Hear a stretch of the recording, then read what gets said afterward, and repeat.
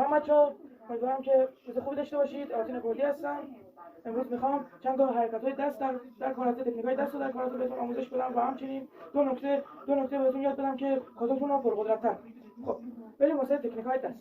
در ویدیوهای قبل بهتون یاد دادم که کاربرد زوکی رو بهتون یاد دادم. یک بار دیگه هم با هم زوکی رو انجام میدیم تا گرم بشه. برای گرم شدن حتما زوکی رو قبل کاتاتون انجام بدید که بدنتون کامل گرم بشه واسه حرکت.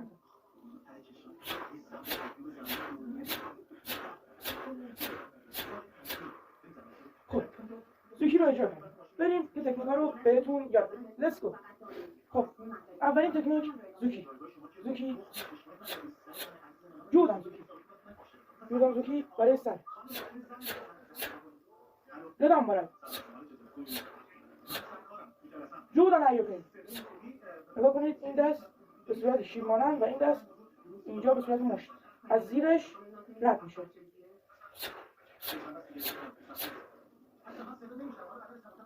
این حرکت رو شما میتونید با داچی ها مخلوط کنید و در خونه اجرا کنید. مثلا یک حرکت رو من برای شما میزنم.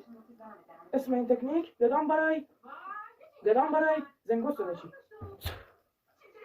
یک بار دیگه از این سمت اجرا میکنم. یا زوکی یا جودان ایوکه میتونید.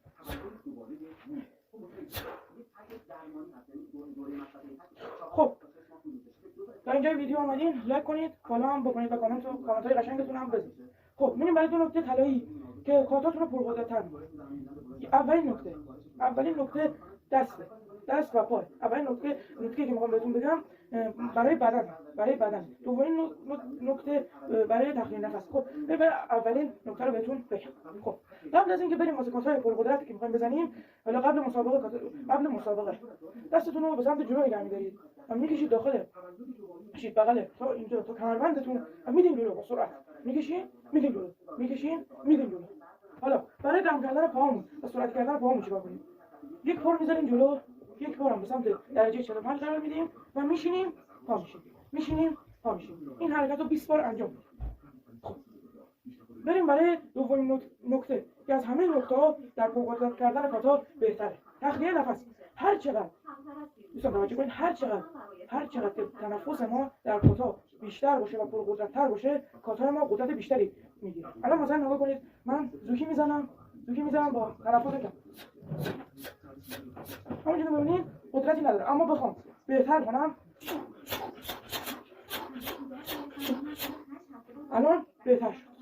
خب خیلی ممنونم که امروز این ویدیو رو تماشا کردین. امیدوارم ویدیوهای بعد من هم ببینید. روزتون بخیر.